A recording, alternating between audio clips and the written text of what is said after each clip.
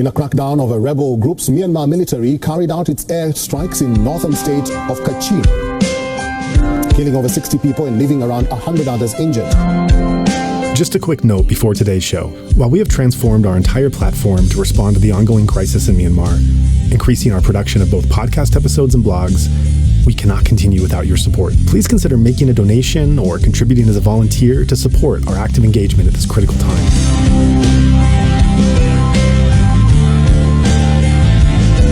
For every life taken in the cruelest way possible, my heart bleeds, my hands go numb, and my brain asks me, what will your reaction be today? Wrath or woe? Rest in peace or rot in pieces?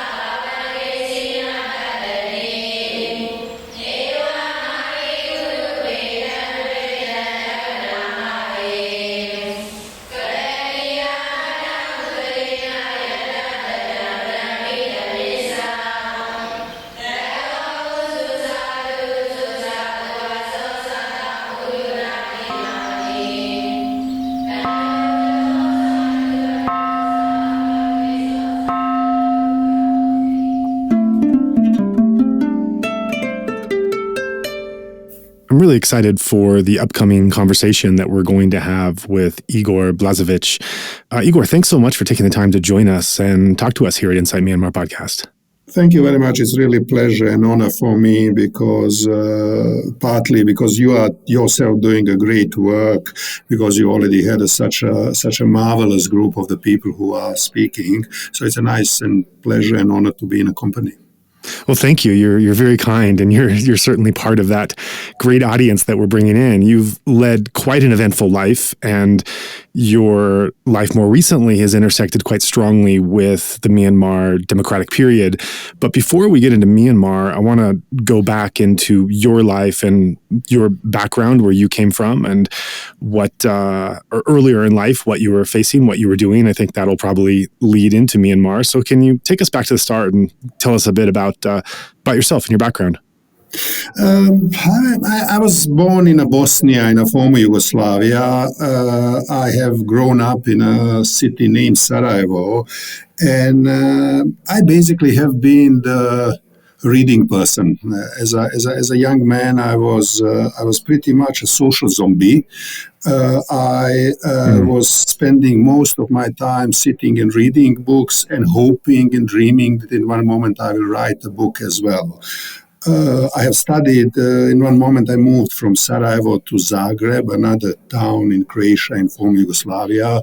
I studied philosophy and literature and continued this path toward writing, thinking, basically internal sensibility, reflection. But then the war started in my country. In that moment, I was living a short period of time in Czechoslovakia at that time. That was early 90s, after the Velvet Revolution and after changings here. But the war started in my country, in Bosnia, first in Croatia and then in Bosnia. And that profoundly changed me. Let's say they changed me from being a social zombie because I started, let's say, to be active and to looking how I am as an individual and with the groups of the people can respond on the destruction, on the evil on the end of everything what you believed is a humanity, and I basically kind of in that moment, as Wikipedia describes me now, became a prominent human rights defender of the Bosnian origin living in the Czech Republic, Europe. That's really interesting. And I think you hit upon this theme that we've been seeing so much in the last year and a half in Myanmar of what happens when everything you think you know about a society and about being human, about one's own humanity and what it means to be safe and to have a normal and conventional life has just been suddenly and terribly uprooted. And this is something that it's a topic I've been, unfortunately, quite fascinated and interested in for the last year and a half, just because it relates so much to what my friends are going through and how to support them, and trying to better understand myself, historical examples and things that have happened before, to better equip myself for being able to understand and support what's happening now, because this is something that is so new for me and new for many people in Myanmar as well, how violent and sudden it was. We can get into the Myanmar example a bit later, but I'm foregrounding some of this, these thoughts and reflections, because I think they can relate to your early years and what was happening with the Bosnian Civil War. So as you found yourself as a young man, as many young people are in Myanmar now, having these institutions and this safety ripped out from under you so violently and so suddenly and traumatically, can you describe a bit about what actually was happening in that context as you were growing up, and then how you responded to it and how it felt as well? What happened with me, and in a certain way what happened with all of us in Bosnia, in Sarajevo, what is in a different way but similar happening in Myanmar now, suddenly everything what you believed is your own life is stopped. You can't continue that. Everything what you believed that it's your either neighborhood or city or region or country, whatever let's say you identify yourself with, suddenly is in that kind of the danger that you have a reasonable guess that it can disappear, that it can be totally destroyed, which cannot, let's say, luckily cannot, but when you are sitting in the middle of that horror, you really think, let's say, this is the end of the days. Let's say everything will disappear in a total destruction. So it's a terrifying experience. It's simply basically your whole life and everything around you is falling apart. Everything what you believed is a humanity, is a values, is a disappearing. You are facing and looking at the worst what humans can produce. But at the same time, let's say suddenly all around you, you see also the best what humans have in themselves. Let's say because these extreme situations are really taking out from the human beings the worst which they can do, and then from some others is taking out the best what human beings are capable to do in a sense of the courage, in a sense of the self-sacrifice, in a sense of the commitment to the others.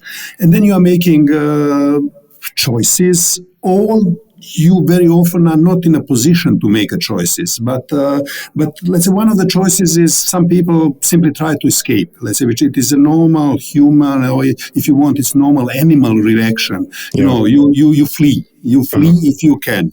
And I have never blamed people who have done that decision, neither in Yugoslavia, neither in Bosnia, nor in other places.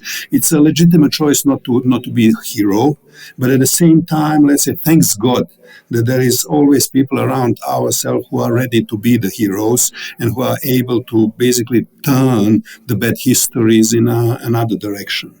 The other possibility is then that you basically kind of understand that you cannot move the mountain, you cannot stop the war, you cannot kind of yourself or with people around you stop the really cataclysmatic falling apart of everything. But you can do the small things. You can do the small actions with the discipline, with the endurance, small things that go against that.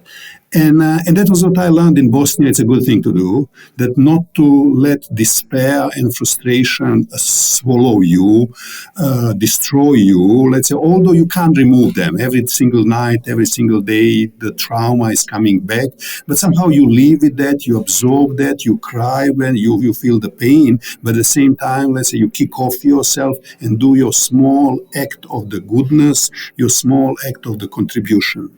And as said, let's say there are certain people who are also kind of ready and able and capable to do the extraordinary heroic things. and we need them. And combination of these people doing small good things and people doing heroic things is something what really can save the humanity, if you want, save the country, save the cities, and that is what I believe in. And I do think that people who face these things basically have in a certain way extraordinary opportunity in their life to accept the challenge of the responding in a right way on the threat to the humanity, and take your own responsibility to counter that.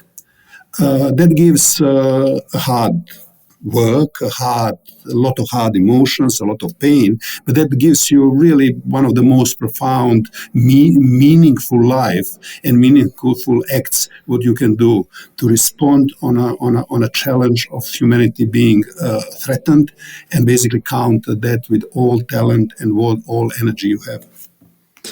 That's really powerful. And as you say that, what comes to mind is this question that was developing, that was emerging in the weeks and months after the Myanmar military coup, which was something to the effect of, what person do I want to be now? What is my role? Where do I want to fit in? What am I ready to do? What am I willing to sacrifice? And this was something that these are not trained soldiers or professionals or think tanks that are answering these questions. In the case of Myanmar, these were people coming from backgrounds of studying. They were students. They were in IT. They were taxi drivers, and the whole gamut, as many people now know, and having to figure out who they were. And even for me, that was something I had to put to myself. I wasn't in Myanmar, so I wasn't facing life or death for my own life in the same stakes they were, but certainly there were allies of Myanmar who were outside that were having to figure out to what extent do I want this conflict to start to impact and shape my life, and how much I'm willing to sacrifice and to give for not just for time and for mental balance, but also for depending on how one is connected to the country, for other kinds of personal stakes as well. And I think that when these crises come, this question of like, who am I and what do I want to give? This is something you don't know until you're in that moment. And whoever you were before and whatever your skill sets were, it could be vastly different when you're faced in those moments and figuring out, what is it I want to do? Who is it I want to become? What am I willing to sacrifice? How am I willing to fit in? And I think in those times of conflict, that's where you really can come to see yourself and to understand oneself, who one really is in those moments. And that's certainly what I've seen of myself, just from where I'm standing, and definitely a privileged place, but with how the decisions I've had to make personally of where and how I want to engage, and on a much higher stakes and much bigger platform, seeing those Myanmar activists in the country that are choosing to what degree they want to participate and engage, and what they're willing to do, what they're willing to learn. And it's really been remarkable to see the maturity and the courage and the selflessness as some of these values that you mentioned that have risen to the occasion. And so I'm wondering, going back to yourself as a young man in that situation, how do you recall how you made that decision, how you found out, who am I ready to become? The old world has been torn down. We're facing what appears, in your words, as an end of days right now. And there is a chance and an opportunity to not run away, to do something instead. What is it I want to do? What is it I can do? Do you remember the thought process of how you came to determine who you were going to be in this new world? I remember it very well. I was in a moment when the war started in Bosnia, in my city, and when city was came under the siege. I was in that moment, in a certain way, in a very privileged position, because I was in that moment living abroad, so I was not in a city, and my family was in the city. My parents and my sister, they couldn't get out, and in that moment, that was the time before the internet, so telephone connections have been broken very quickly. So for first 6 months, I did not get any news about what's going on with them, with my family.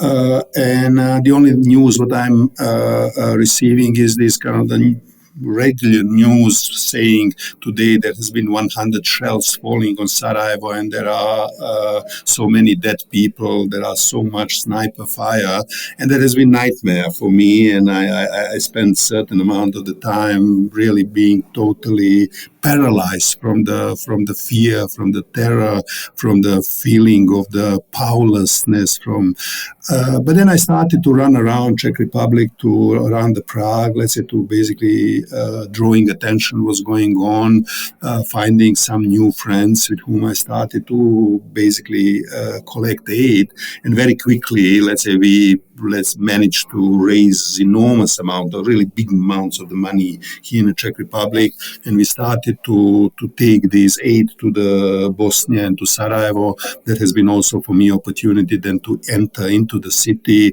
and then I spent the war going in and out, and bringing the aid. But one thing what I have immediately started to do, I was not just bringing the aid to Bosnia, but I was taking out the stories. I was taking out, even in, let's say, a number of the moments I organized outside of the besieged Sarajevo, art and cultural events, showing how spiritually and artistically Sarajevo is defending itself from the Serbian aggression. Because for me, it has been very, very important not to allow that the world around us reduce us to the victims, right, and reduce us to somebody who needs to get the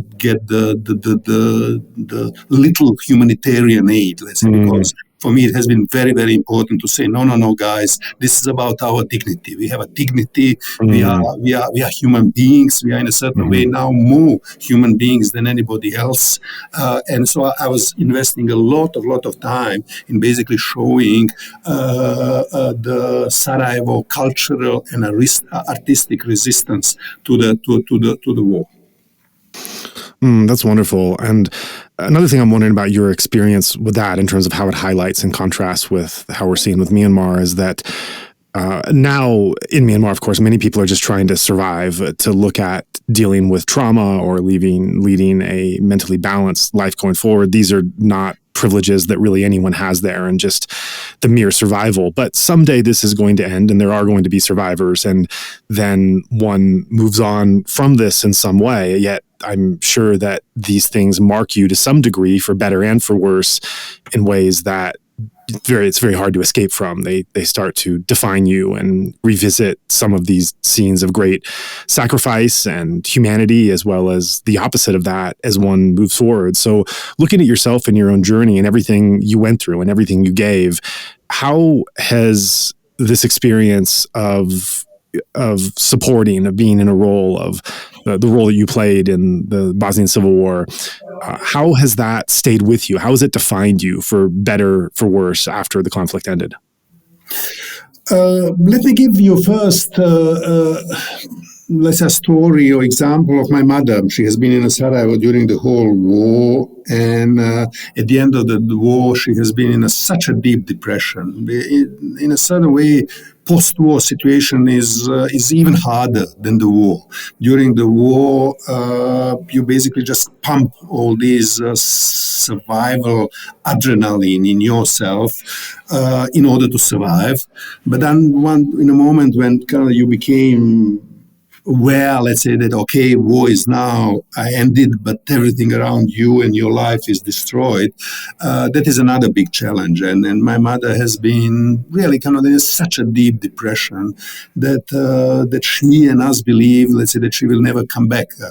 And then, let's say, she started, let's say, with one small kind of volunteer group to paint. She was not painting before ever, but she started to paint, and suddenly she discovered that she's a very talented painter.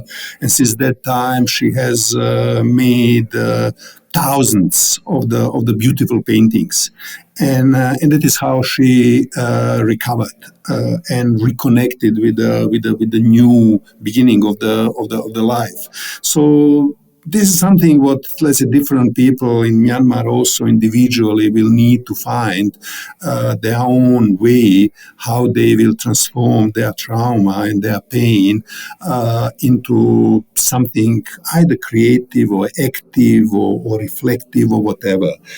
I have also collapsed after the end of the war. I spent at the end of the war a couple of months being basically broken person. But then I undertook a year and a half long trip to the Southeast Asia. I moved, it was 1997, I moved to the Hong Kong, and from Hong Kong I was making documentary films across the Southeast Asia. And disconnecting myself from Bosnia in that moment and plunging myself into the experience of the new continent, of the new culture, of the everything in a certain way different than what I have known, and new exploring, but transforming it immediately into documentary films and into reflection helped me a lot, let's say, to recover. And then at the end of the story, at the end of the day, I transformed my experience from the Bosnia into conscious decision that I will continue to help people who are going through the similar experiences like we have gone into Bosnia. My own experience made a specific sensibility in myself, let's say, so I sometimes have a feeling that I hear and I feel, let's say, when I see the people's pain. And then I made it myself kind of ready to turn my own trauma into the action for others.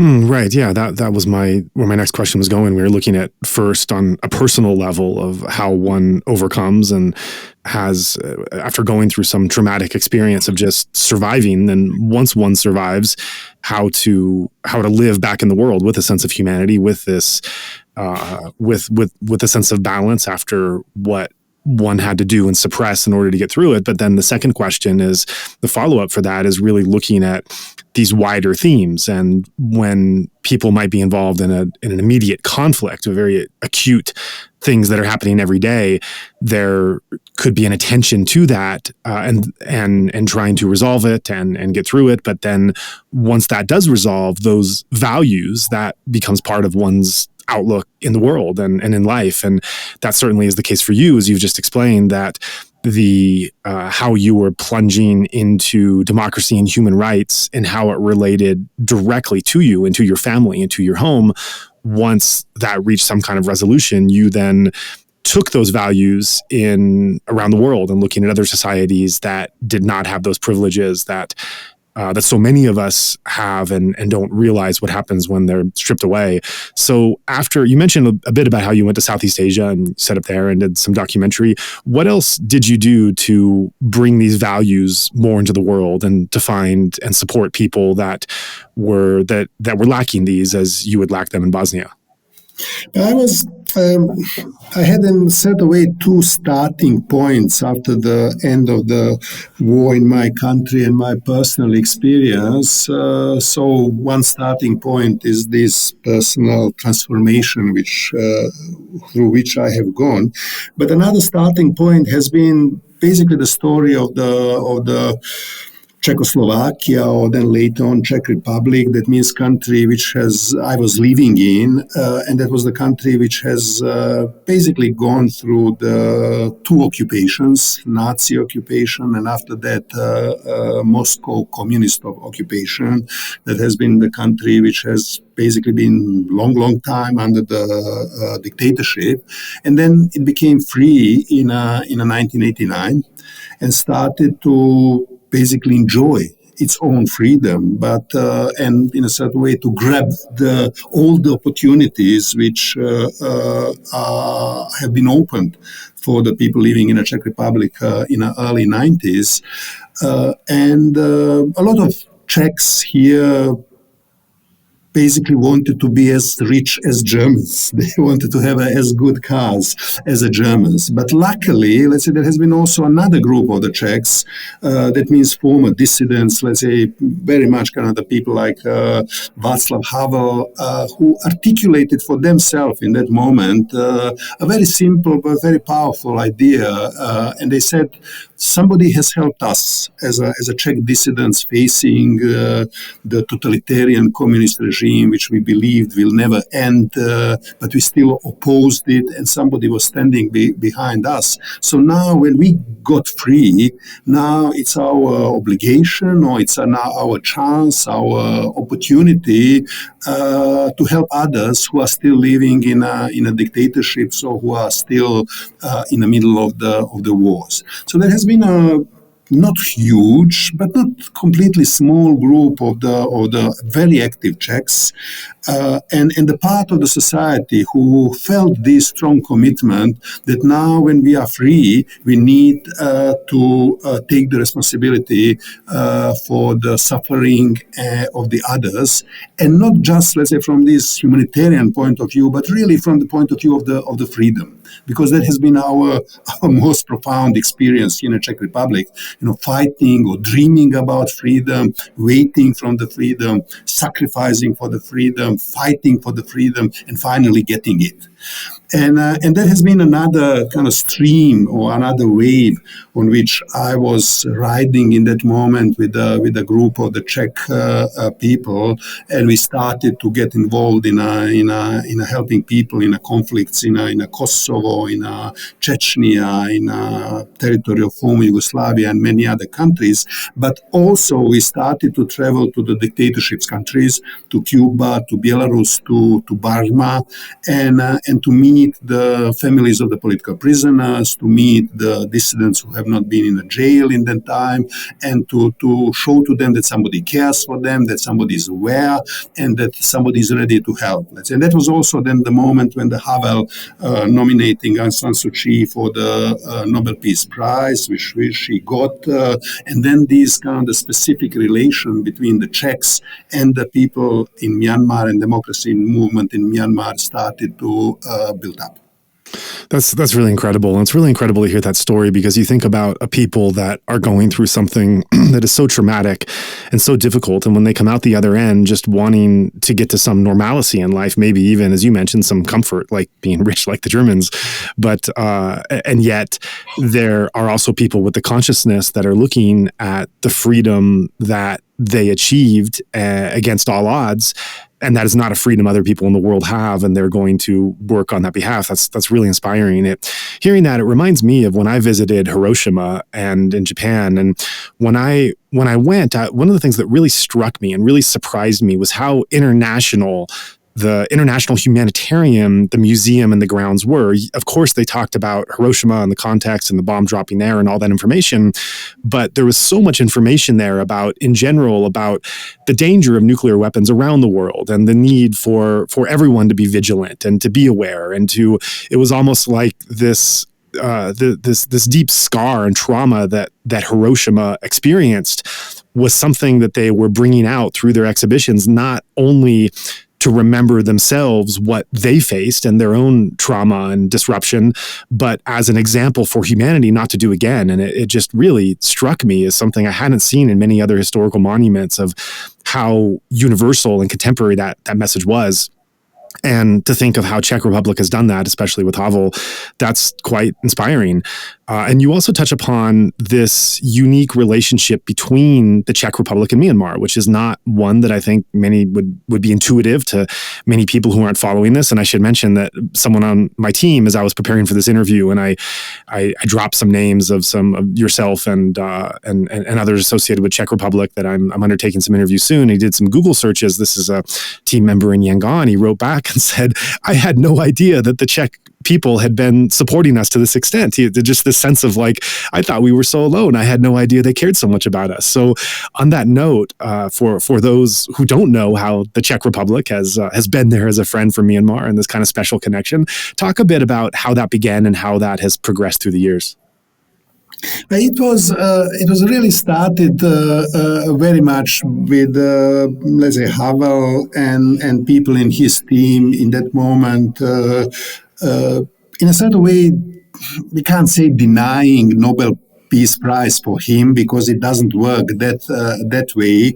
But in the early 90s, Havel was a global celebrity. And then there has been a lot of people approaching him and saying, "Oh, Mr. President, we will nominate you for the Nobel Peace Prize. You have done so much," and so on. And he was extraordinary, modest person. He was extraordinary, very, very special person, and he never liked to be in a spotlight. He in that moment he was very much in a spotlight, but he never liked to be in a spotlight. And he had this approach: "Oh, now I'm in a spotlight, so I will invite these poor dissidents, let's say, around the world, because he knows this experience of being dissident, being under the threat, being rejected. And then, let's say, spotlight will come on me, and then I will move in a shadow and let the dissidents, let's say, come into the spotlight so that world sees them." And he was doing that, let's say, relatively systematically, and that was in one moment also kind of decision between him and us. Let's say, let's kind of start to bring the Aung San Suu Kyi, the Myanmar activists into the spotlight. I have visited first time Myanmar when basically Havel told me and another friend, "Go there and bring anything. Bring some photos, bring some videos, bring some testimonies, and then we will do the exhibition in the Czech Republic. I will come to this exhibition because I will come, then a lot of media will come, and then we will tell the story of the Myanmar to the other people." And then we have been doing it for quite a number of the year. We are basically together with Havel using his popularity, his global star status in order to draw attention to the Myanmar, but also to the activists in Cuba, to the activists in Belarus, and in a number of the other countries. And parallel to that, the organizations with which I have been in that moment, which was called People in Need, it was growing as the organization and starting to be involved in many more projects and many other ways how to operate. But the beginning has been this collaboration with the Havel and basically bringing attention to the activists, families of the political prisoners, dissidents. We also have been then traveling to these places or meeting people on the border area and bringing them some small assistance, financial aid, computers and stuff like that. But I think, let's say, this kind of this genuine sense of the friendship and commitment, and using for very long time, let's say, Havel's celebrity status has been the most important thing what we have done. Right. So your first visit to Myanmar was under Havel's suggestion of wanting to go to Myanmar dictatorship at that time and report on what you saw, how you can help, how you can bring elements from that country and culture into Czech so that more people can understand and be aware. Can you tell us what year that was when you went and what your impressions were and what you did on that trip? I have done two things. I have basically I made during that first trip, or there has been two trips combined. On the first trips, we have just doing a little bit taking basically genre photos from the streets of the Yangon. We have met just few people not to endanger anybody, but then and prepared ourselves for the second trip. The second trip I have done, let's say, already with a small camera. I have spent a certain amount of the time on the Thai-Burma border, filming. I was making a film about basically three generations of the political prisoners in Myanmar, and that film was finishing with the portrait of the Min Kon Nang, who has been in that moment in a jail. So the whole film was used for the advocacy for his and 88 generation guys' release. And then I basically spent the talk on a border area with I would say previous generations of the political prisoners who in that moment have been already released and on the border. And then in one moment I entered into the country and spent 10 days there doing 2 secret filmings and then also kind of doing a certain filming around the streets. And so as someone who has lived through conflict in your homeland and who has since dedicated himself to the causes of human rights and democracy, how would you describe your initial impressions of Myanmar? There's, of course, when you were going, I would say there's some, it's characterized by some hot flashes and also some cold marks. Hot flashes meaning the periodic uprising and protests that happen, as well as in the border and the ethnic areas, which are unfortunately hot more percentage of the time, and the more kind of cold vibe, if you will, which is the low grade oppression. It's not quite violence on the streets, but it's certainly not freedom. It's a constant fear that's not named, an awareness of the terror that could come at any time, even if it's not present.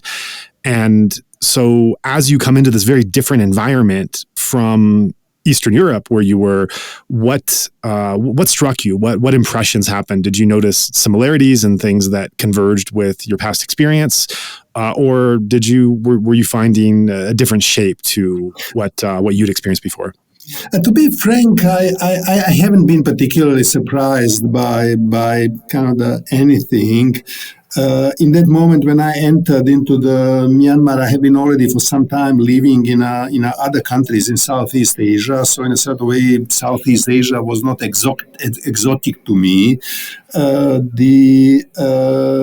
have kind of overgrown this kind of being fascinating by the exotic thing, and I started much more to appreciate the real life and the real relations behind the exotic facade.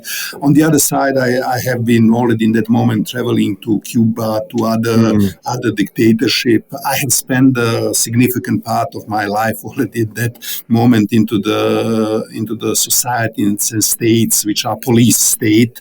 So in a certain way, I had this fear in myself. I know what this fear is. So for me, it was more kind of striking how these things are similar. I say how basically, pretty much everywhere the people feel the fear in the same way. The police states can be, packaged in this way or another way, but at the end of the day, they are in a very banal, simple way, same. In the way how they inflict, how they introduce fear in the people. So when I was there, I was really kind of very, very focused on what is my task, what I need to do, and how to do it in a way that I reduce the risk on anybody with whom I will have a meeting. Right. That was actually my follow-up question. I was curious about as someone who has studied and been to so many places where conflict and authoritarianism are present, looking at in what ways Myanmar might be similar, what basic structures of governance and society you find there that you found in other places, which you already answered. So the other part of that question is there any ways in which you found the Myanmar case distinct from the other places you were going that had authoritarian structures? Is there anything that stands out that was different in how it was set up in Myanmar? I have started to discover this kind of different side of the Myanmar, if you want, is in a moment much later, let's say, when I basically started to already basically fully leave. I was not immediately in a Myanmar. I was first in a Chiang Mai 2 years, and then I moved to the Yangon. And when I started to run a program which was called Educational Initiative, what was comparative political science courses for the activists, former political prisoners, and ethnic activists.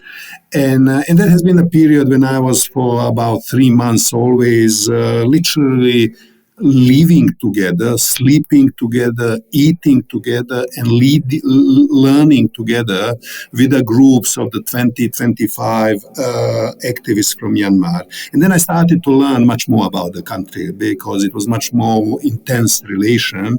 And probably the first things what, let's say, in a certain way hit me has been when I had a group of the students in my class. 7 of them have been from the Bama ethnic community. All of them have been former political prisoners. That means, let's say, they have spent minimum 7 years in a jail. There has been a guy who had spent 15 years in a jail. Mm-hmm. So I think altogether 7 of them has been about 100 years in a jail. So this has been one group.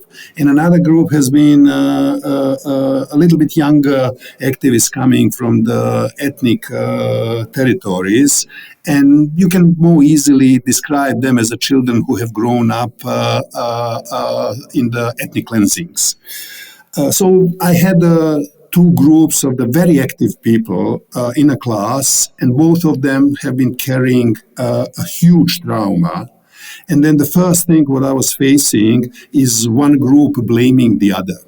The ethnic group blaming the Bama group for all the bad things what military has done to the ethnics, and trying to get from the Bama group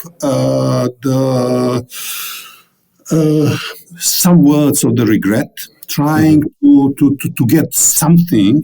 And then this Bama group, let's say, reacting on that, but hey guys, we have not hurt you. We have been sitting in a jail. We haven't done anything wrong. And then you have these kind of the very, very tenuous relations between the 2 groups. And then I started to kind of learn much, much deeper about the complexities of the Myanmar society and how hard it is and it will be to pull this society together and to find a common understanding. The way what I was saying in that time to my students and say, hey guys, don't try to find who is right and wrong. Don't blame each other for being wrong, but please, let's say, let just each other talk. Listen each other, but listen it carefully, and then, let's say, also tell to other your story. So I was trying to encourage them to abandon this blaming game and enter into the listening and understanding game. But it was not easy. And then the peak of that with another group of the students, I again have a Bama group and I have an ethnic group, and then I have one wonderful, great Rohingya girl. And then when we came together, 90% of the other students turned to me and say, let's kick her out of the class. She doesn't belong to us. Wow. And that was painful. That was, I can't tell you how much it was painful for, let's say, the colleague Rohingya girl, how painful it has for me. And then I turn to the group and say, okay, if that is your attitude, let's pack up, and everybody leaves. Yeah. So she leaves, everybody leaves.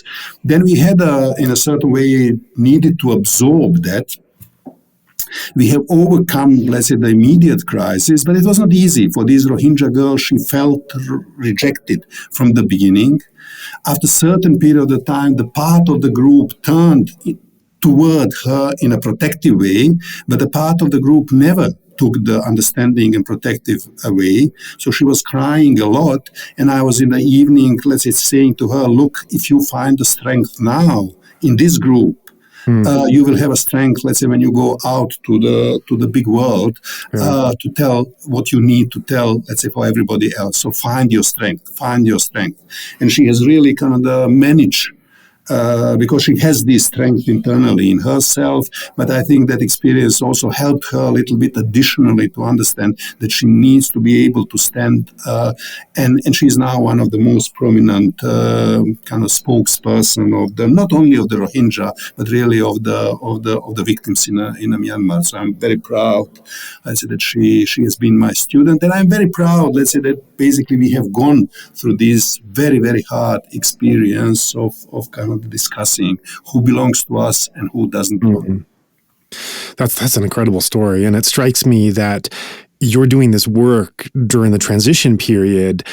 And I imagine that so much of what you were working on then was kind of this window that not many other people had interest or access to, because there were so many other things going on with investment and with the way the country was developing, with opportunities, that you were looking deeper under a corner that people didn't necessarily want to examine. You know, what's happening with the generals who committed these crimes? Are we just going to let them get off and keep their riches? What's happening with the people who were harmed, the Myanmar political prisoners who've lost so much of their life and have sacrificed so much to perhaps help get us to this point? How about the ethnics and what they've gone through for generations as communities, what they're still going through? And these were questions that people many were not so interested in wanting to spend time on these areas, which seemed like going back when so much of the country was going forward.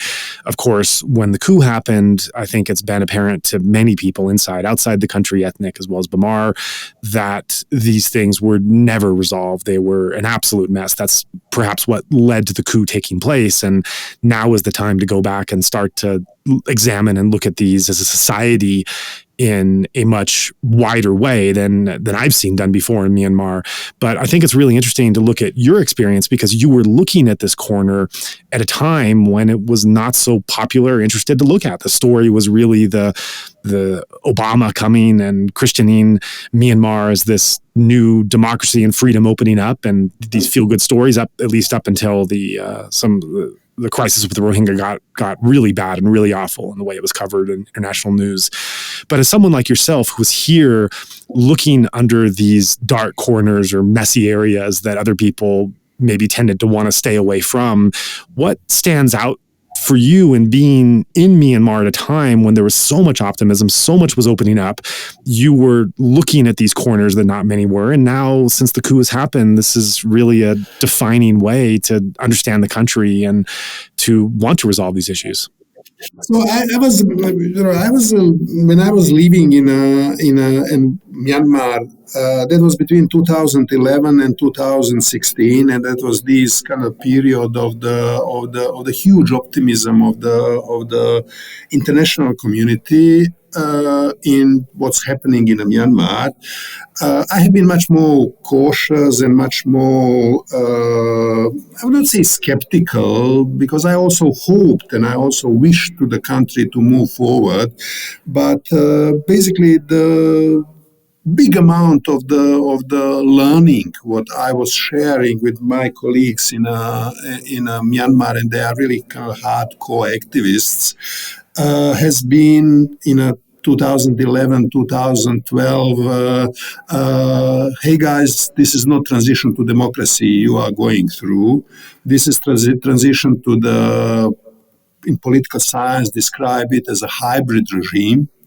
That means, let's say, this is the transition to the regime in which military remains the dominant power in a country and allows certain democratic façade. And we need to be careful. Let's say we need to, in a certain way, think about how we use this space of the freedom which has been open, and at the same time don't fall in a trap of the pink glasses, enthusiastically cheerleading the transition to democracy, which was not happening there.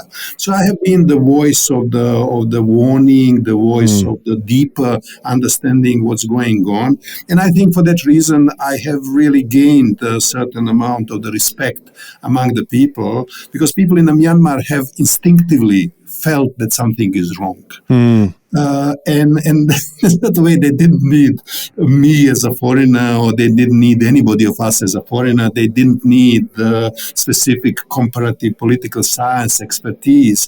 Their instincts have been telling them that something was really not okay and that they need to be careful. But because they have been surrounded by this euphoria, they have been confused. And I was helping in a certain way to explain to them that they should not be confused, that their instincts are right. And I was helping basically them find the right words, the right descriptions, the right parallels to translate these good instinctive understanding of the real reality, and then put it in a certain explanation and words.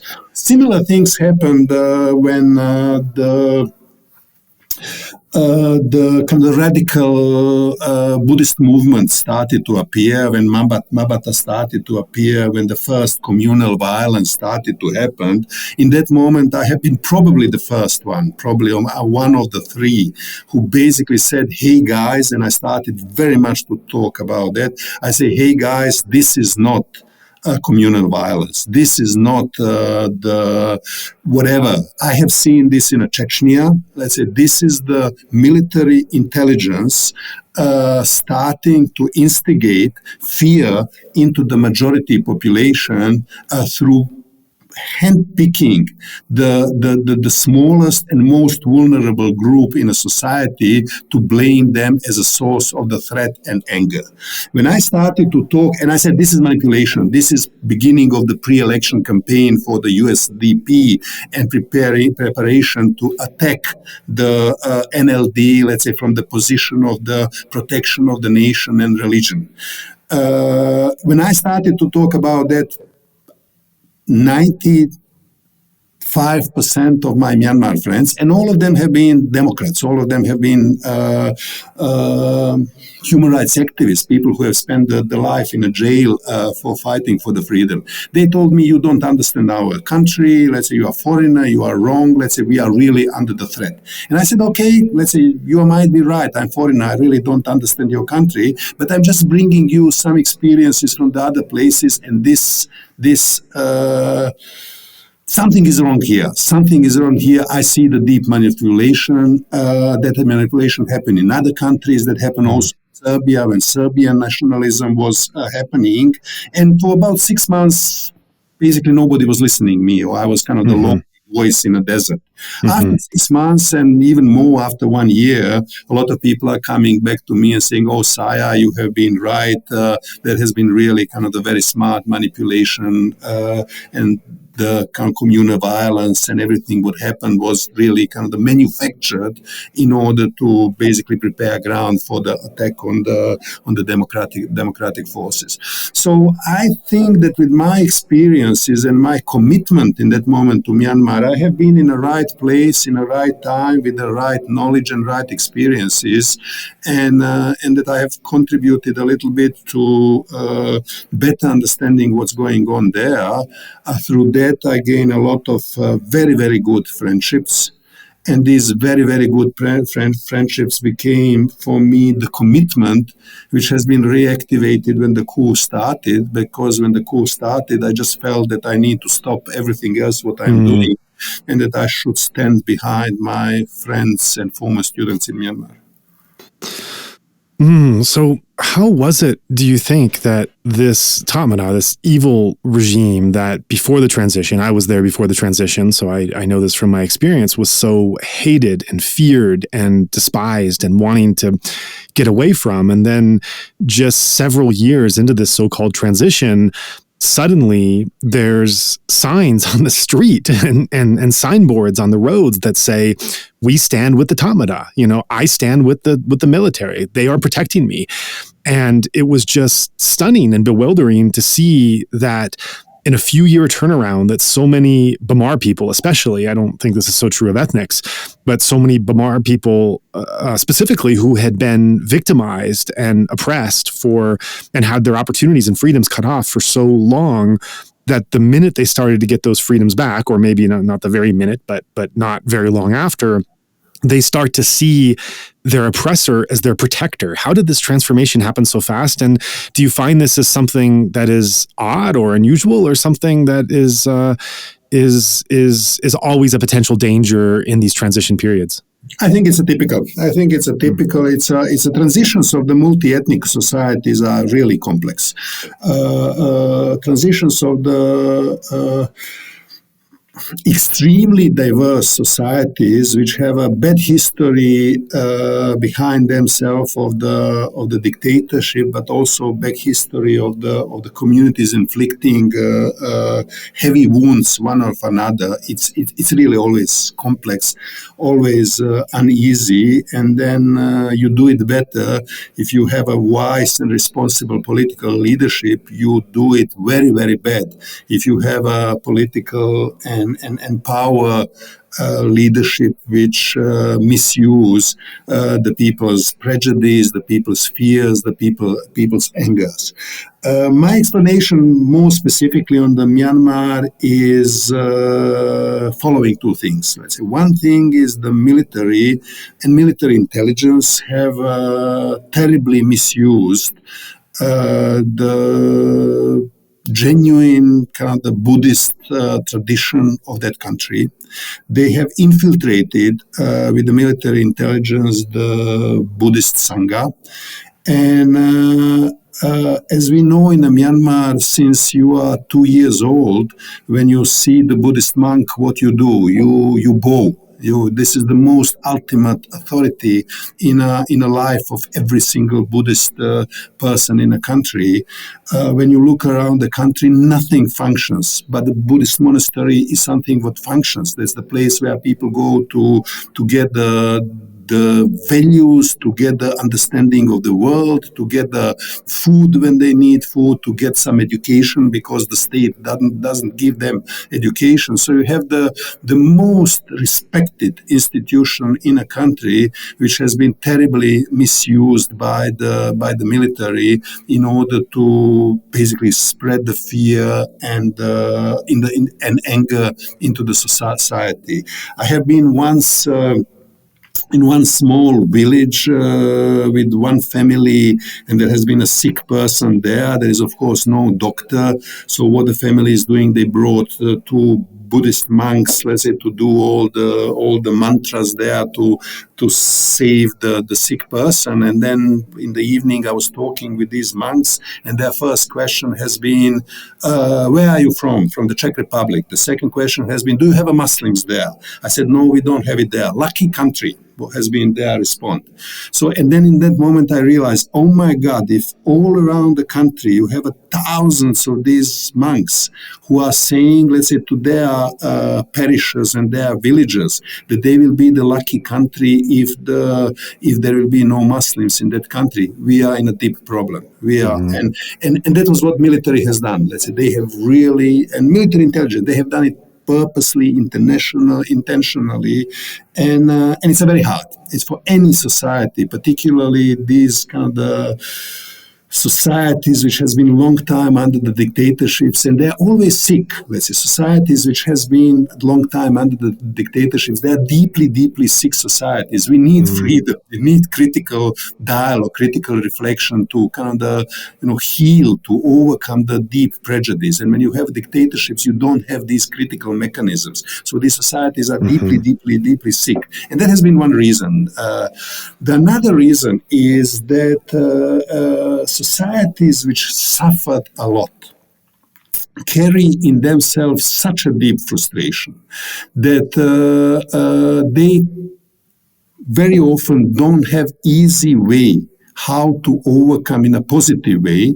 And then there is always opportunity to do it another way, to blame somebody who is weaker than you, who blames somebody who is a little bit different than you and who is a very, very vulnerable. So in a certain way, and the bad politicians know how to do it, and they've so often in Myanmar and in other places have misused this really collective psychological need to get rid of your own frustration by mistreating somebody else who is more vulnerable than you.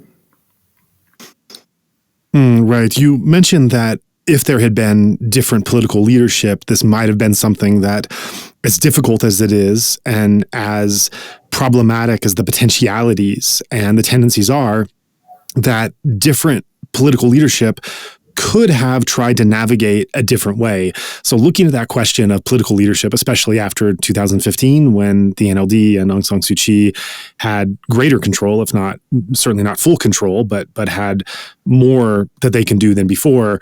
What is your analysis of what this political leadership did and perhaps where they neglected?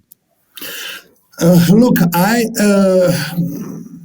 Aung San Suu Kyi is getting a lot of criticism on the stand what she has taken on the Rohingya issue, and rightly so.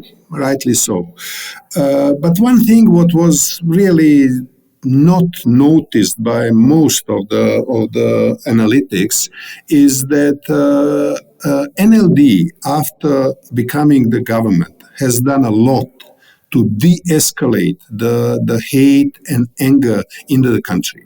So there has not been Aung San Suu Kyi kind of publicly making clear stand on the side of the Rohingya, but as a I would say dominant political force in that moment, they have done a significant thing to de-escalate all these propaganda and mechanisms what Mabata and military intelligence standing behind that have been fueling for a number of the years before that.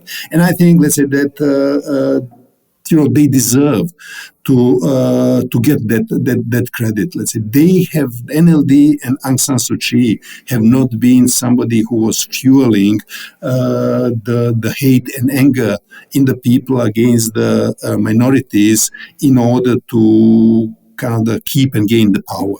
It was military doing that. Aung San Suu Kyi has not been able to confront them on the Rohingya issue. I think, let's say that Aung San Suu Kyi has done another big mistake. And that mistake has been that she has not integrated into the first government what she was chairing, the ethnic political representatives.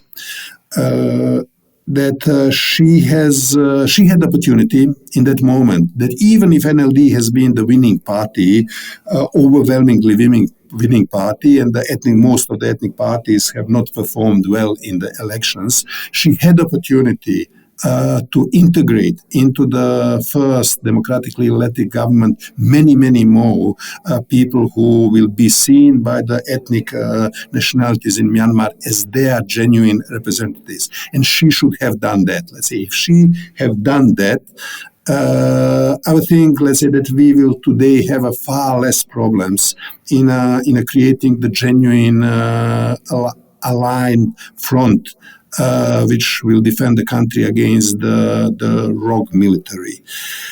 She has not done it because she believed that people want her, and that she alone is able to deal with the military, which has been a big strategic miscalculation. Yeah, right.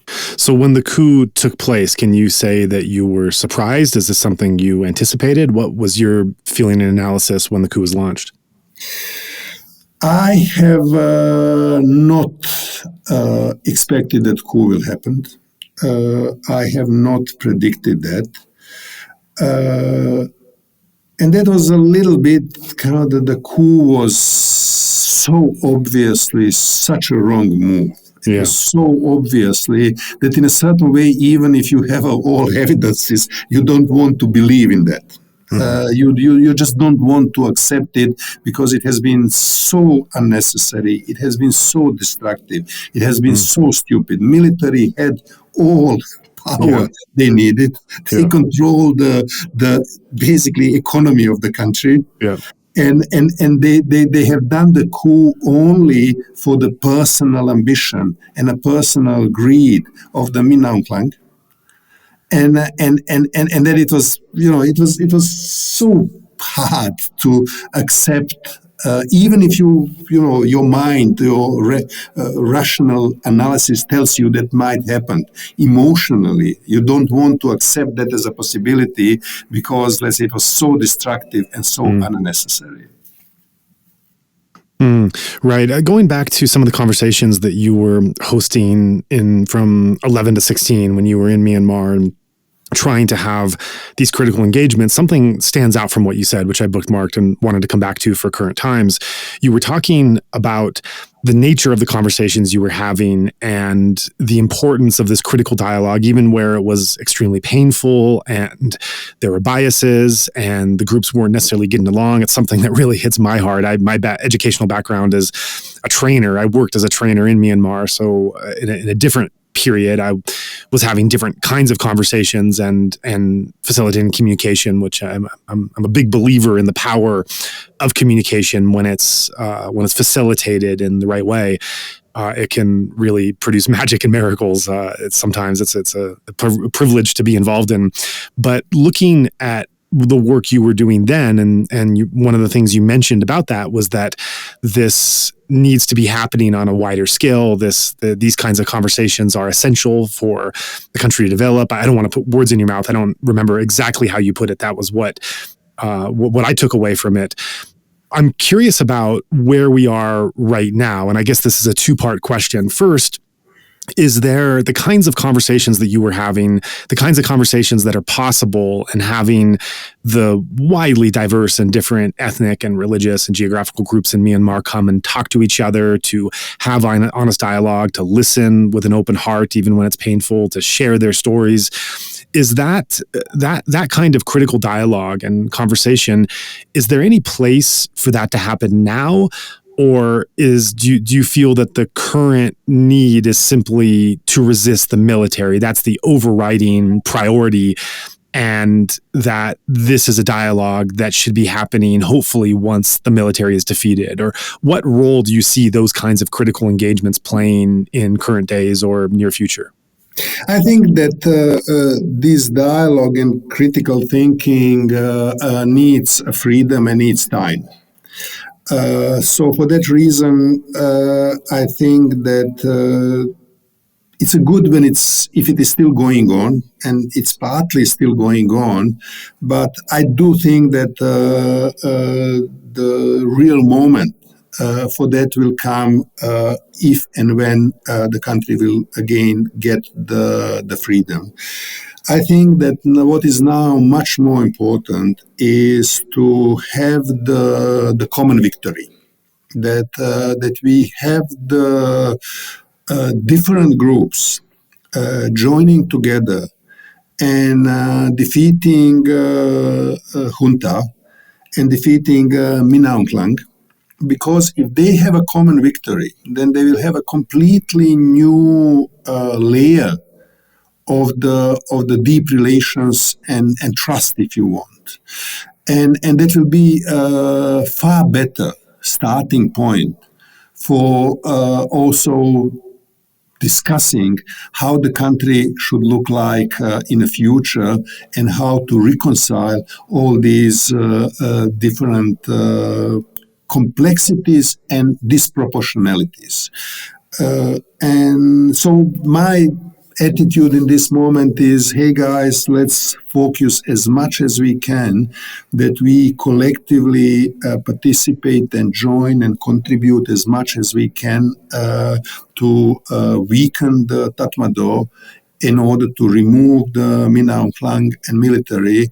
And then let's kind of pick up and discuss all other things one by one. And you talked about your surprise that the coup was launched. Of course, it was a really terrible decision. As someone who has also spent so much time studying the country and being involved in different ways from different angles, looking now at the resistance movement that has developed, and the wider CDM, the NUG, the PDFs that are there, what strikes you about the resistance movement in the last year and a half? Would you say that you would have predicted some of the way that it's gone, or are there things that have stood out and surprised you? I'm surprised and impressed how much resilience, strength, creativity the movement has been able to show and bring back every single day and every single week, month after month for already 18, 19 months. I'm really impressed. I know, because I'm quite long time involved in the struggles of the people for freedom in many places around the world, and in most of the places, when you have this mass popular uprising of the millions of the people aspiring from the freedom, when they face that level of the brutality and that level of the repression, what we are facing in Myanmar, and when that repression goes on for 3-4 months, then usually people give up. It's simply too much to endure, and that kind of the level, that level of the repression and pressure. So what really kind of strikes me, what surprises me, what inspires me, what creates adoration in me is the internal strength and internal courage of the people of Myanmar to not to give up this time and to fight back. Right. As the Myanmar conflict has gone on, of course, there's been a crisis that developed in Ukraine, and there have been some analyses contrasting the two conflicts, the nature of them, the support or lack of support that one is getting compared to the other. We did a whole show on this, examining the crises and the responses to Ukraine and to Myanmar. What are your thoughts in looking at how these conflicts have progress, the resistance movements, the international support, the awareness and advocacy? What do you see as similarities and differences between Ukraine and Myanmar now?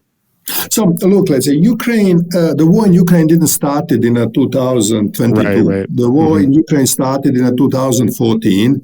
And for a very, very long period of time, nobody was standing up behind Ukrainians. Nobody was kind of helping them. So that was my first response. It was not that the outside world helped Ukrainians, but it was Ukrainians who helped themselves, let's say, who have shown for the number of years extraordinary strength and determination not to give up. So that is the first factor. I said the world is not coming to help anybody because somebody is weak. The world sometimes comes to help you when you show determination and strength and readiness to defend yourself. Well said, yeah. So the second thing is the world, it's not world, it was Europe and United States coming to help Ukraine, not because Ukraine is democracy under the attack of the dictatorship. They are coming to help Ukraine because Ukraine is defending European security. The Russian aggression on the Ukraine has really hit the deepest fears of the countries a little bit more on the west from Ukraine, meaning us in the Czech Republic, Poles and others who have been occupied, Baltic states, who have been occupied by the Moscow for decades. So Europe has been shaken with the fear that Russian aggression has started in Ukraine and will go on further to Europe. And then Europe is now helping Ukraine to defend itself. There is no geopolitical security, deep national interest of either Europe or even United States in Myanmar. And that is the big difference. That's a painful difference, but it is the difference. I can also say, nobody of us, either in Myanmar or in Europe, cared when the Russians are helping Assad kill the Syrians. So we have been, in a moment when Russians are helping Assad, do the same thing what now junta is doing in Myanmar. Myanmar had a pretty good relations with Putin and with Russia. So in a certain way, we also should kind of go back and ask ourselves, the world is not behaving better to us than we have been behaved to the others. The third reason, important reason, is unfortunately Myanmar has this bad neighborhood. That basically none of the countries around the region, around the Myanmar, is really kind of ready to stand behind the democratic movement, although it was interest not only of the Myanmar but also of the neighboring country. And the West is very, very reluctant to make Myanmar the battlefield of the proxy war between the US and the China. That will not be good for the Myanmar. So I think that the West and all others should do much, much more. And I'm every day trying to persuade everybody whom I can that we should do much, much more. But there is kind of also that important reason. You can send the weapons to Ukraine, let's say, because we have direct border between the Western democracy and Ukraine. There is no border around Myanmar through which, let's say, you can get the Western weapons to the democratic movement. In a moment when we do that, China will fully stand behind the junta, and that will not be in the interest of anybody. I appreciate how you mentioned that just because a country is weak does not mean that the international community will come and support it. Sometimes that happens. Sometimes they make more mess of it, and sometimes they look away and don't do anything. And that if a people and country want to be free, they need to stand up and show their compelling commitment and sacrifices to what they're trying to aim for, as well as showing that they have a chance of actually succeeding. And then from there might be some help and assistance that comes. And towards those ends, we've seen a resistance movement here in Myanmar that we've never seen in 70 years since the initial coup of 62, of just how unified they've been, what they've done in being able to bring the fight back. And for those who haven't been following as closely, in the initial days and months after the coup, there were a series of nonviolent protests that people took to the streets, tried to encourage soldiers and police to lay down their arms and join their side, appealed to international community for dialogue and R2P and other things. The military responded extremely violently with their crackdown, and that ultimately led to the creation of PDF units of the People's Defense Force, along with EAOs, the ethnic armed organizations. And we've seen an armed resistance take place in many forms now across the country. So to what degree have you been following the formation of these PDF and EAOs and their response? And what are your thoughts on what they've been able to do and what they should be doing in an extremely difficult set of circumstances? I was following it very, very closely. I'm in a contact with kind of the people whom I know well, let's say, who have been the part of the peaceful protests, and in one moment have gone and joined the armed resistance movement. But it's also necessary to say that, and that is impressive. That's another side. What is impressive, the civic resistance to the military junta didn't stop. What we have now is not kind of the civic resistance shifting to the armed resistance because, let's say, that they face all the brutality and killing of the junta. What we have is a genuine, strong, nationwide, extremely creative, extremely strong, popular civic resistance, which lasted for 3-4 months, trying to, in a peaceful way, in a non-violent way, to stop junta from consolidating power. And they succeeded to stop junta from consolidated power. Coming under this repression, they have been calling for the international community to come and help. Nobody came to help. And in one moment, people have a choice. They have a choice to give up and then spend the next 20 years under the military dictatorship, and then after 20 years raise up again. Or they had an opportunity or option and choice to say, okay, we continue to resist and defend ourselves with all means which we have, including the military arms resistance. So they just expanded the ways how they are defending themselves. So they are still continuing the mass civic resistance, and at the same time, let's say they have developed capacity and effort to fight them with the arms. Nobody's arming them, nobody's helping them. So it's a really kind of you're fighting with the homemade guns and whatever you can smuggle a little bit to the country or recapture from the military, and you move from the basically having zero guerrilla force in a country to something what is now probably about 100 people engaged in all these guerrilla movements. So that was impressive.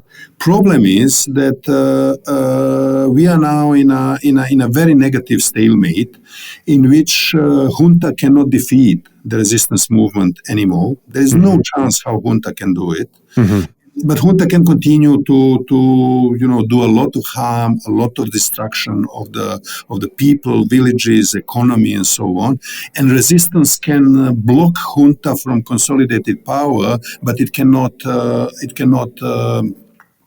topple it down anytime soon.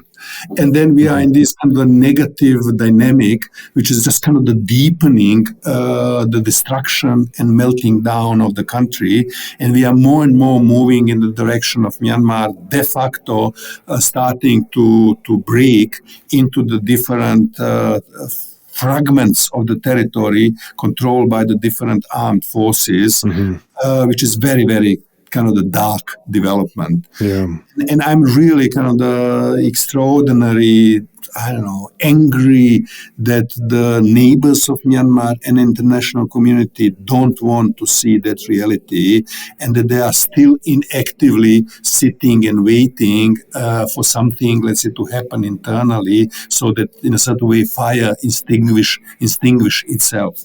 But fire will not extinguish itself, and country will keep on collapsing and basically maybe come into the situation which will be irreparable, and then we will have a country divided into the 5, 6, 7 different fragments with the different armed forces, and it will be hell to live in that. There's so much there. There's so much that ground that you covered that is really essential to going back and exploring and understanding. The first thing is that you said something quite profound, which I've now seen as a sediment among various thinkers, different articles, different analysis have been putting forward, which is some variation of the line, the military cannot win. The military is not, there is no pathway for them for victory. I think I would like to say that with a little hesitation, because I don't want to tempt the gods of fate by saying that it's something they completely can't do, given how history can turn on a dime at times. But I want to go back to that statement of where the stalemate that they're locked in, and that the military is not entirely an offensive unit as they've been before. In many ways, they're simply trying to now defend themselves from the attacks that they're getting from PDFs and EAOs. Revisiting that statement and perhaps expanding on it and explaining it, can you share some of the thinking behind the current situation the military finds itself in, and do you believe that there really is very little or perhaps even zero chance that the military can come back out on top? Military can come back under the top under one condition, and that is if the Russia and China will actively provide sustained support to the military, and in a way that basically China will let Russia to be kind of the visible player helping. But China is doing it as well, let's say, in a significant way. Let's say that leads us to the something similar like Syria. So far, China is playing very complex game and has not kind of decided to bet fully on the military. And on the other side, let's say if other countries remain inactive, then we are just prolonging this kind of negative dynamic and negative stalemate. If there will be more kind of the active assistance to the alliance of the democratic and the ethnic forces, I think that we can turn dynamic in another direction. But even more importantly than international assistance would be to reactivate the political process inside the country in strengthening the alliance of the anti-junta forces, and that if that reinvigorated political process will in this moment articulate a very clear roadmap how the future of the Myanmar can look like without Min Aung Hlaing and without junta.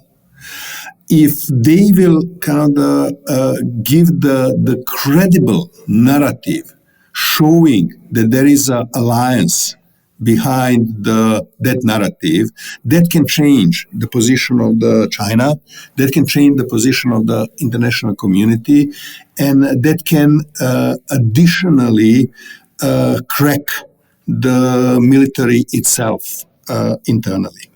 How can that be done? That was the homework, what the political and other actors and players in Myanmar must do. They have a unique historic opportunity to get rid from the military dictatorship, but they need to come together.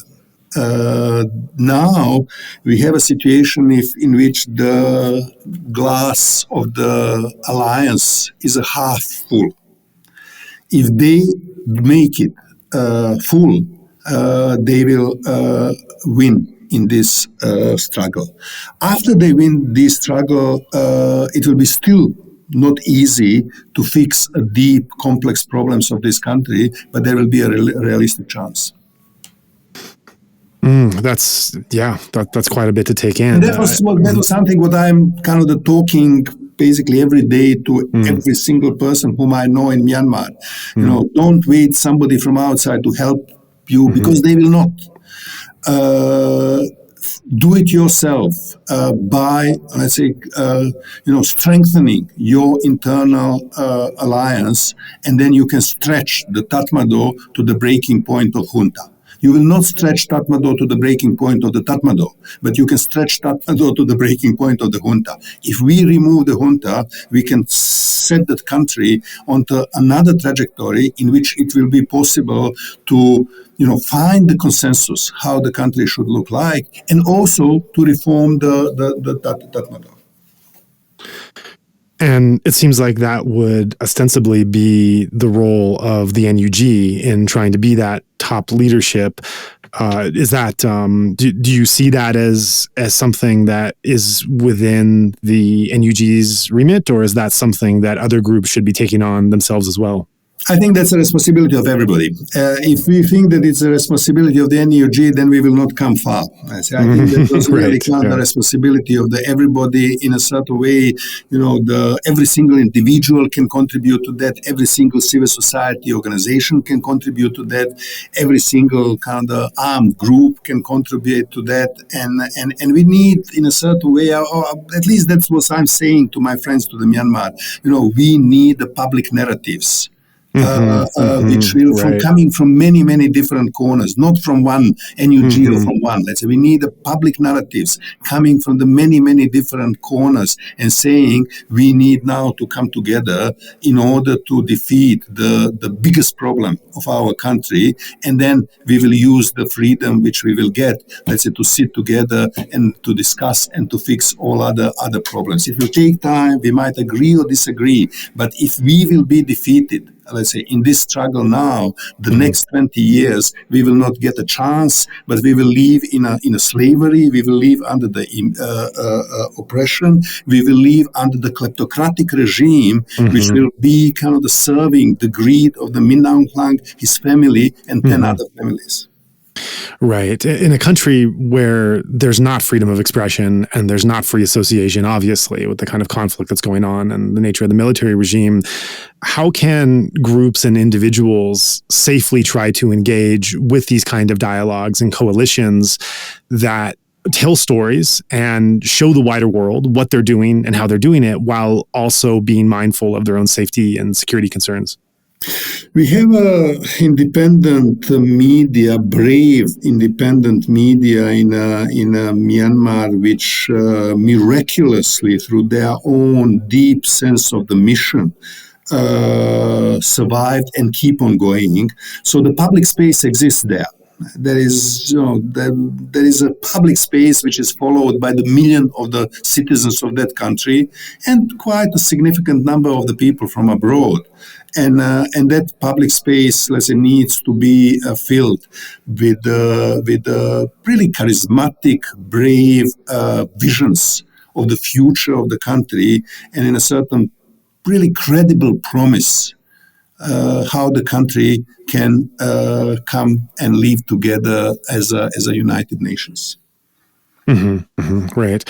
Just going back to the PDF, I also want to ask, we were talking before about how these groups were effectively forming and armed resistance, even though they didn't have proper background and training or material or weapons or anything else, but that they have been a force to be reckoned with.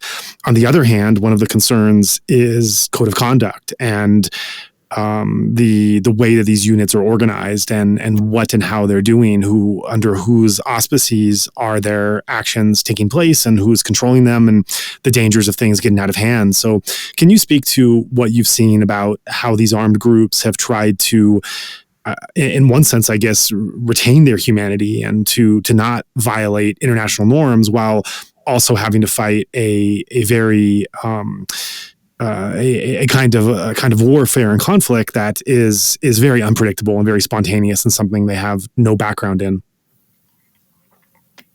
Look, if there is now $1 billion of the money of the Myanmar people sitting in a bank in the United States, if that $1 billion will come to the NUG, we will have a code of the conduct in Myanmar. If we put resources into the hands of the genuine democratic and federalist political force in a country, if we put the resources into the existing alliance, which is not perfect, which is fragile and vulnerable, but is the best hope what the country have, they will succeed to consolidate the chain of the command. They will succeed to consolidate the proper behavior of the soldiers on the ground. In a situation when basically they have very, very limited resources which are mobilized and recruited through the assistance of the diaspora, they don't have too much leverage to use in order to really kind of bring all these different forces together into the unified chain of the command. And then I personally find it a little bit hypocritic and unfair, let's say, then basically to say, oh, everybody is committing the crimes, so everybody is to be blamed. Let's say. So I have heard that story 1 million times during the war in Bosnia. That's the easiest way how to find excuse not to kind of make a hard choice and stand behind somebody to say everybody is to be blamed. Let's say. So no, let's say if Serbian army has massacred 9,000 men in the city of Srebrenica, that's not the same as a kind of the troop of the 30 people, let's say, then killing a civilian in a Serbian village. That's simply not the same. Let's say when you put the people in a despair situation, you abandon them and you don't help them. Yes, people do the bad things. Let's say that's the war. So in a certain way, I think, let's say, this kind of there is a full understanding within the NUG and between the kind of the government that they need to have a proper behavior and command over their soldiers. They are doing all what they can to impose that. But international community doing nothing, really nothing to help them. At the same time saying, let's say that, everybody is to be blamed. That's a deeply hypocritical. Yes, whataboutism. Yeah, whatever happens, what about this, what about that, whataboutism. So, but about this $1 billion, I've heard about this since the early days of the coup, that this money of the NUG is sitting there in DC. They don't have access to it. I've never heard a proper explanation as to why they don't have access to their money and what is happening to try to get access to it. Do you know more about that fund? As far as I know, I also don't know kind of a lot because I'm not kind of in any way kind of the expert in these kind of the things. Let's say my understanding is that NUG is not kind of seen and recognized as a legitimate government by the U.S. government. Let's say the U.S. government is supporting in a kind of modest, limited way, and thanks God for that. It's supporting the Spring Revolution, let's say like that, but they have not kind of recognized Myanmar as recognized NUG as a legitimate government, and for that reason, let's say they probably think, let's say that they are not allowed to give that money to them until it was kind of decided who is the de facto government of the country. But I don't know these details. That's outside of my expertise. So that's all quite a complex picture that's being painted of a lot of different forces that are moving in different directions and in different ways. And I think at this current time, there could be a danger of those of us that are supporting to feel, even from afar, feeling disappointed or losing hope, perhaps pessimistic. But I think it's also good to carry that mental spirit and the optimism of what can happen and what is happening among the movement. So with that in mind, what are there stories or things that you think about that keep you going and give you hope even during the darkest days since the coup? Look, let's say there is one beautiful story which I discovered really by chance when I was still in that moment living in Chiang Mai. So I have also my young kids with me, and then in the evening I was reading them these illustrated Buddhist stories, and then one of these stories stuck to me and in a certain way has been inspiring for me ever since. And the story goes like that. The fire starts in a forest. So it's a big fire, so all the animals are escaping, trying to save their life. And then suddenly there is one small bird who basically is picking up drops of the water from the lake and trying to extinguish the fire. And then all these escaping animals are saying, "Hey, stupid girl, stupid bird, what you are doing, run away and save your life." And then the birds say, "No, if you don't want to help me, don't take my time, I need to do my duty." And then the bird continues to bring these drops of the water to the huge fire. And then the gods on a heaven somewhere was looking at it and say, "Oh, look at this stupid bird." And then they said the messenger to tell to bird to escape. And the messenger say, "Hey, stupid bird, go and save your life." And the bird responded, "If you don't want to help me, don't waste my time. I have my duty to do." And then the bird continued to bring the drops of the water. And then the gods are standing above and looking and saying, "Oh, what we should do?" And then we say, "Okay, let's send the rain." And then they send the rain, and the rain extinguished the fire. And then when you read that, then you ask yourself, who really extinguished the fire? And you can say, okay, it has been the miracle, it has been the gods who sent the rain, but you can take it from the other side and say, no, it was really the small bird who extinguished the fire. And I see so many people now in Myanmar, let's say, who are acting as these small bird which are taking the drops of they can pick up, bringing it to the big forest fire in their country, and doing what they can to extinguish that. And when I see them doing that, let's say, then I feel that I should do the same. I should every single day bring my drop, and that's the way to go. That's the way that how we can extinguish the fire, and that was the hope I have. So I don't have this kind of the hope, oh, everything will be fine, because we are going really through the very hard, painful, and tragic period, and we don't know how things will develop. But I think if we go deep and stuck to this attitude that yes, we can bring our drops, I think we have a good chance to stop the current fire in Myanmar.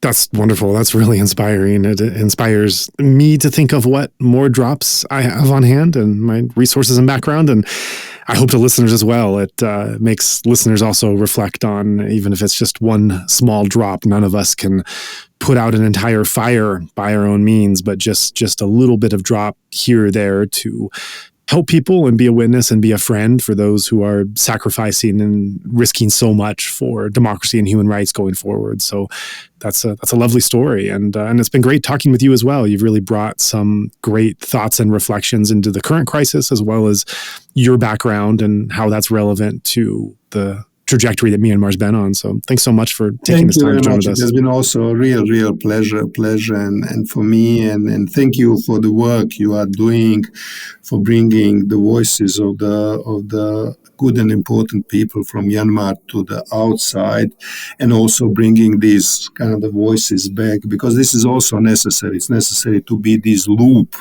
which is taking the voices from inside and beam it back to the society, because that's also one of the ways how we find the strength and encouragement to go through it. And as Churchill said, when you are going through the hell, don't stop.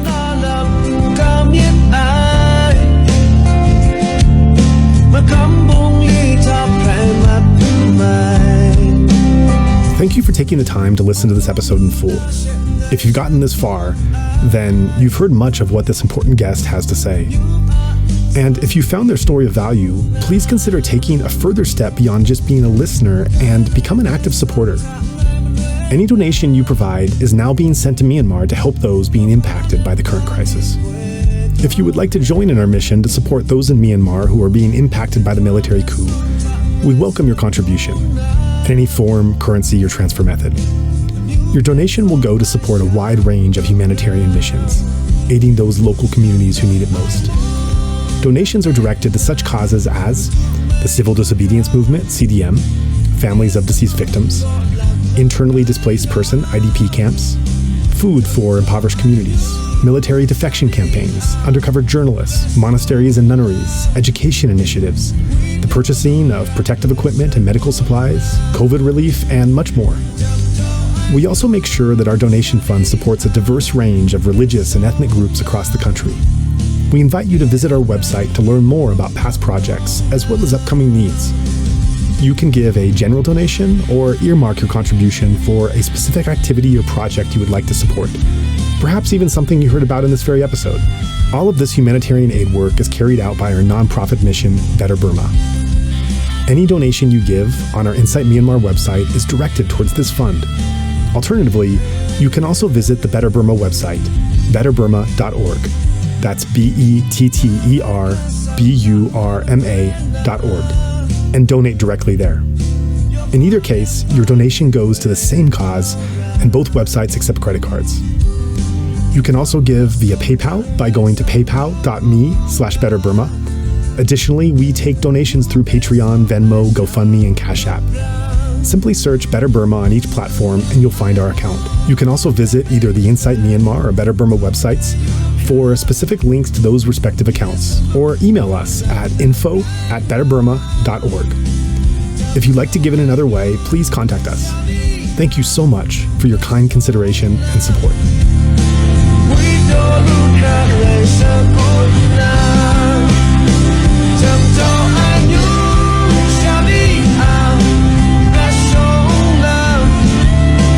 Yeah.